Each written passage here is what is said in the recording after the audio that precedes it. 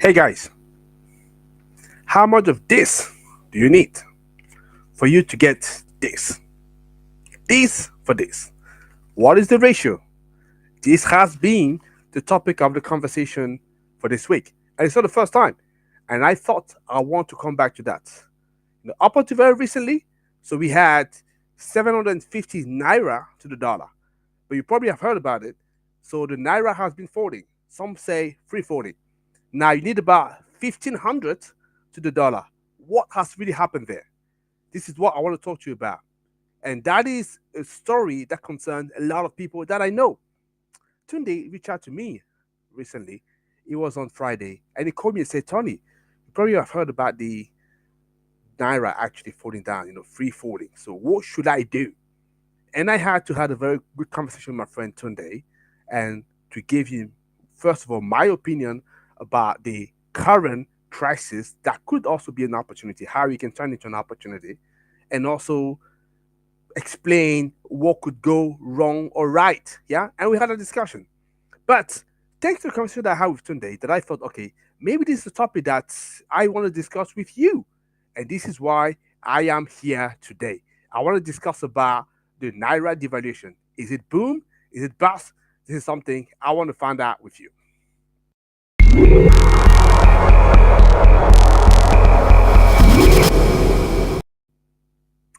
Hello, welcome everybody. So my name is Tony Teo. I'm the founder and CEO of Renewables in Africa. So what we do is we raise awareness about renewables energy in Africa and across the world. So if you are a project developer, an EPC, a supplier, an investor, and you're looking to break into Africa or to expand into this beautiful continent, I would suggest that you reach out to us because I want to help you to 10x your return into investment. That is what I want to do.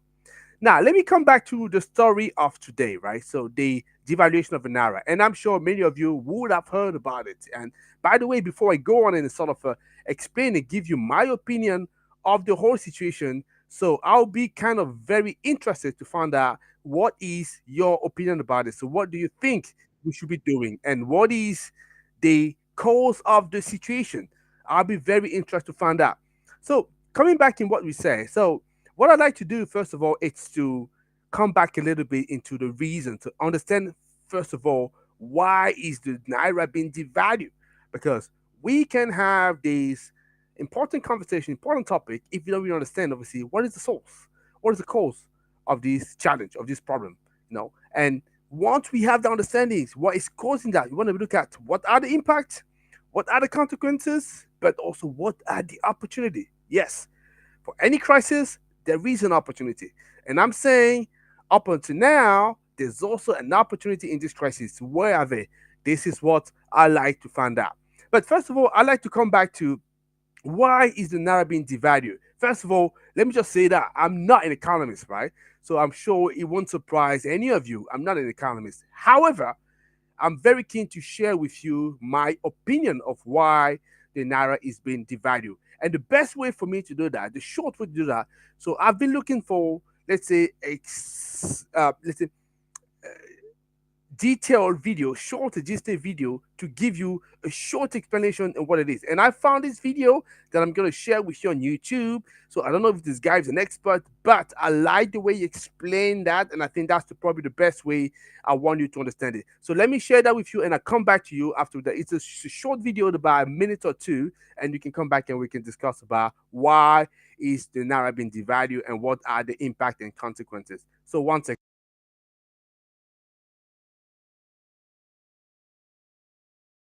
The naira has plummeted in value and there's no easy fix in sight. Here's why.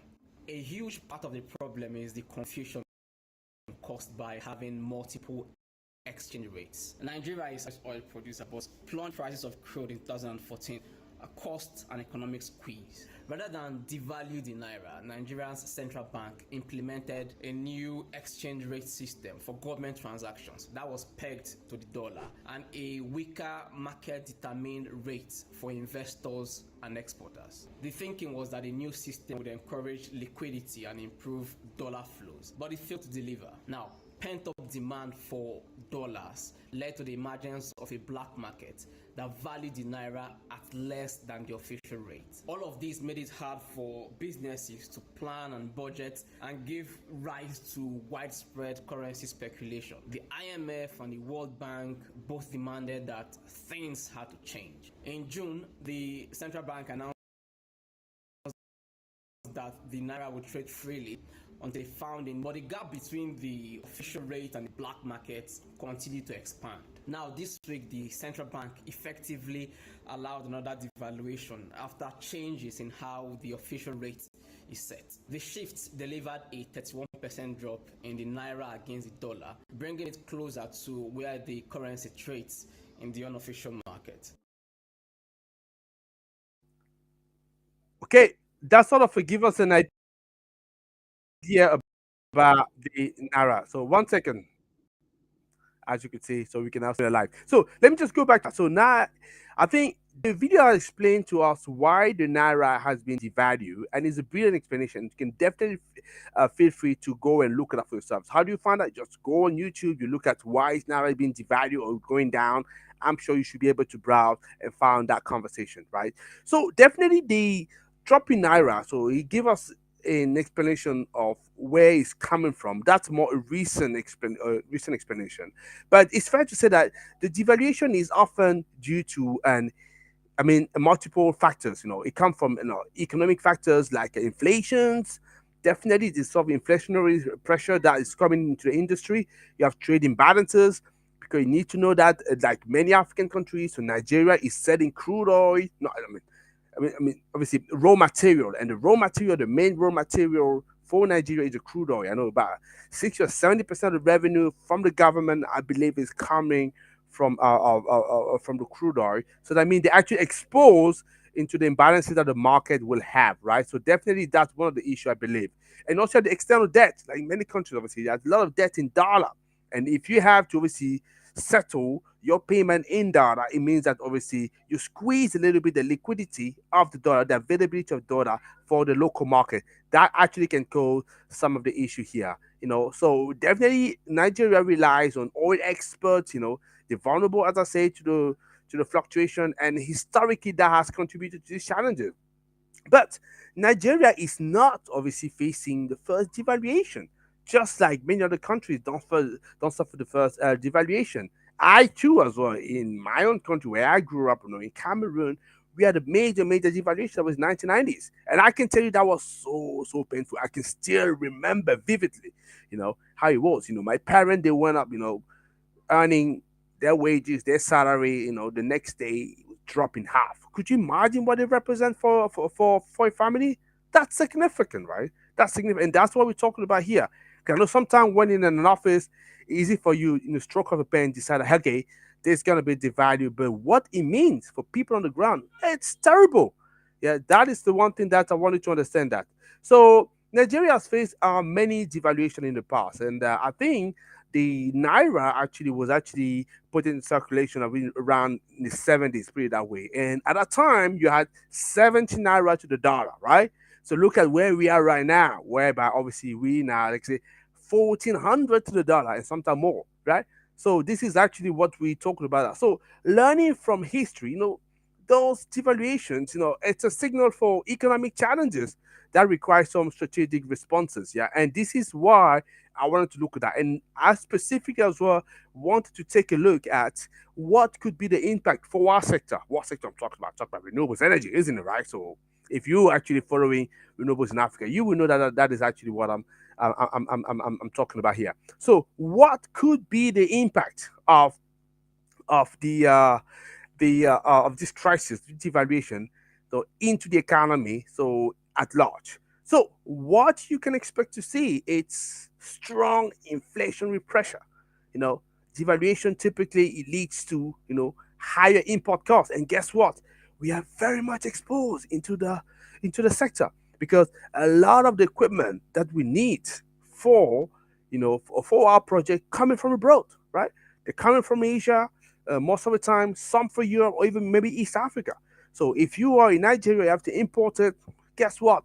You're gonna have to have higher costs. That's higher project costs. Yeah. So yeah, and that also translates, to higher cost of living for citizen. increases as well the operation costs for businesses. That is actually what you're saying. All of a sudden, without you even having earned any additional revenue, additional business, you see your costs going up significantly, and that obviously is a concern. One thing that we can talk about, and that we have to talk about as well, is the reduced purchasing power, right? Because what the devaluation would do, it would erode progressively the purchasing power of individuals and businesses. And like I say, this is something that I have seen for myself. I still remember, like I say, so devaluation so in my own country, it was very difficult. It's actually recently, as I was doing some personal development to myself, I realized how much this episode has actually shaped my life up until now. Absolutely, I'm telling you the truth, and I'm pretty much certain that I won't be the only one in this scenario. So clearly, it's a big, big, big, big impact to many people, and it's something that needs to be done carefully. I would say for people that are actually doing those or deciding on those policies, because it is a big, big challenge for many of our country. So let's carry on. So the reduced power is what we say. What could be the consequences now? Yeah. So because I want to talk about it, first of all the impact. Now, what could be the consequences? I think I mentioned already some of them. I mentioned the increased project costs. Yes. In the short term, that's what you will see in renewables energy. You have increased cost of what project development because of higher imports of the equipment and also the technology, but you also will have financial uncertainty. Absolutely. You know, because the currency devaluation that would introduce, uncertainty, making it challenging, for project developers to accurately predict and manage the cost. And what is the thing that usually investor will ask you to to demonstrate when you go and ask for money, whether it be debt or equity? They want to see what are your projections for your revenue, and if you're not able to predict properly, so what revenue you're going to get, it's a problem, right? Because I know already that there's some project I've been involved with in Nigeria. So one of the key questions was, sometime when you predict the cost of a particular project and you go and talk to an investor, you want to know, okay, is this investor going to put the money in dollar or the local currency? Yeah. Then wherever the response is there, you probably want to find out about, okay, what now is going to be the exchange rate that we're going to be using. That's one of the key and central questions. And the response to this question can single-handedly, kill or revive a project. Absolutely, because the black market in Nigeria for the exchange rate, it's significant because of the shortage, the lack of liquidity of the dollar in circulation. Yeah, that is the sort of challenges that we're seeing here. So another so that was on the short term that I see the financial uncertainty, the increased project costs. Yeah. Now, on a much more longer term, right? Because as I say, you can see that the Naira has been eroding, over, the last 30, 40 years, even more than that. Because I say 70s, 72, right? So that means we're going all the way to the 50s, yeah. So, yeah, it has been eroding, yeah. So, on the long term, what you see, it's obviously investment risk, because in the sector, many of our projects, which are classified as, infrastructure investment, they require some sort of long-term certainty. So if you don't have that long-term certainty, sometimes this would be a problem. Yeah, this will sometimes be a problem. So not having that means that project not going to be able to find the investment they're looking for. And this for me, it's a real concern for this project. This investment risk, yes, it's significant.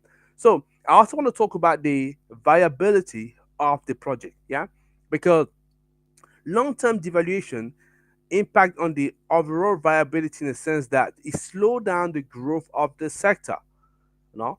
And if you slow down the growth of the sector, although renewables energy is booming, exploding, and in fact, the reality is here, like I say, one thing that I mentioned, probably what's going to help us to move into the opportunity. I say that one of the challenges is the fact that the Nigerian economy, and just like many other economies that are similar to Nigeria, are way to export to the market. And in fact, what the central bank in Nigeria was aiming to do by introducing a new system that they did, as the guy explained into the video, was to sort of decouple So basically, the turbulences, the fluctuation of the market with the the Nigeria currency, right? By pegging that to the dollar, but it has not worked. So what it means is, so it means that clearly there needs to be a shift away from too much exposure, right, to the crude oil market, to a much more diversified economy, and an economy as well that relies a lot more as well on renewables, right? So that is for me a long term way to look at that. So this is something that, so clearly that's something that needs to be put into consideration. I'm hoping that people listening to me will be able to see that. By the way, if you have any questions, more than happy to take one or two questions afterwards, and that'd be good. But having said that, so as I say, any crisis will always have opportunities. Yeah. So this is something that we need to bear in mind. So what could be the opportunities? Any idea? That's what we're just about to find.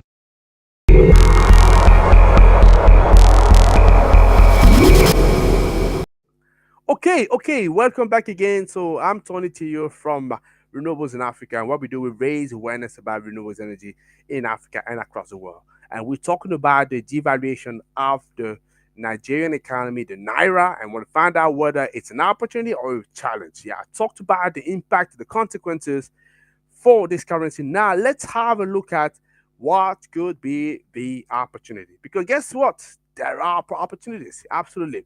So I mentioned to you that one of the challenges that we are having is the fact that we have an increasing project costs coming from the fact that we're importing a lot of equipment. Does it give you a hint? Think properly. So, yes. So, what about if we could take this challenge, right, and turn it as an opportunity to see how can we locally source and locally manufacturing, some of this equipment. Yes, on the short term, it may not be easy to do so, but on long term, that can pay off. So let me mention an example that may not please some people, but is an example because I'm not taking parties here. So, but I'm just Russia was exposed to the same kind of scenario back in the days. They have diversified their economy to the point that they are one of the nation food basket of the world. Okay, there's been a lot of sanctions against Russia, but they've been able to some extent sustain themselves. I'm not going to go further than that. I can see some of you economists will jump at me, say, "What are you saying, Tony? Are you for the Russian?" Again, I'm not taking a side in here. This is not my role to take a side here. So I'm here just to talk about some of the fact that I see, give my analysis. You are free to agree or disagree. In fact, if you disagree, that's fine. That's great. Just let me know what you think, and we can discuss that. Yeah, obviously. Let me just close that. So close that gap. So local sourcing manufacturing could be for me here one of the biggest opportunity to reduce dependency on imported component. And I know this is something a lot of Africans have been banging up about. And the good thing with Nigeria here, we know that the sector is booming, yeah, and it's going to do this. It's going to be booming for the next few years. It's a big economy. We're talking about 20 million people here. So Nigeria is part of ECOWAS. Okay, I know ECOWAS now seems to be having some challenge again. We may look at that another day, but as far as I know, there's still at least 12 countries in ECOWAS, even if they are free that decide to step aside. So, how can we design a whole local manufacturing industry to take that into account? Yeah, that is for me, it's an opportunity that should not be neglected, and we need to tap into that. So, I want to talk about also diversification strategies. I mentioned to you, right? So, in terms of revenue stream, currency exposure, how can you decouple that to the market? Because guess what? I told you. So this challenge has been experienced by Nigeria, since the 70s, and it's not going to change. And it's not just Nigeria, right? So you heard about, Argentina going through the same kind of challenges, Greece at some point in time. So that's the way it is. The market goes up and down. Some market are favor, other are not favor. So it's going to happen.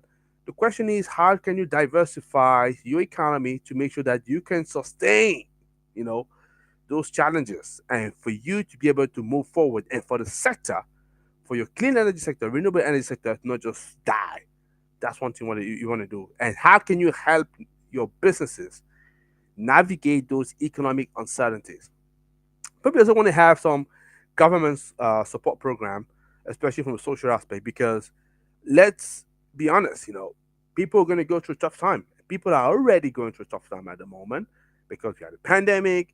After the pandemic, we have the inflation. So you see, so it has been a hardship, right? So before that, we have the economic crisis. Yeah. So people are going through, really challenges. So what kind of government program can be deploy, to incentivize renewables energy and provide a buffer against economic challenges. The question should be for many of those people, especially we have had, I mean, in Nigeria, there is a new government that's is sitting for not too long. So how can you turn that into an opportunity so that, next time there is a similar situation, the impact is not as hard, the consequences are not as heartfelt, and you can actually move your country forward. This is the kind of mindset we should be having. Yes, we may not be able to turn things around all of a sudden. Yeah. And guess what? I'm not picking on Nigeria here, but I'm taking that as an example because many countries doing this, going through the same. Yeah. So my country next door, same thing. Yeah. What can we do? Yeah. And Nigeria is the biggest economy, so I just want to use that to illustrate the purpose here. So this is one of the things that I wanted to say. And I'm just gonna wrap it up and say, what can you do as a business? This is a key question as well I want to ask you.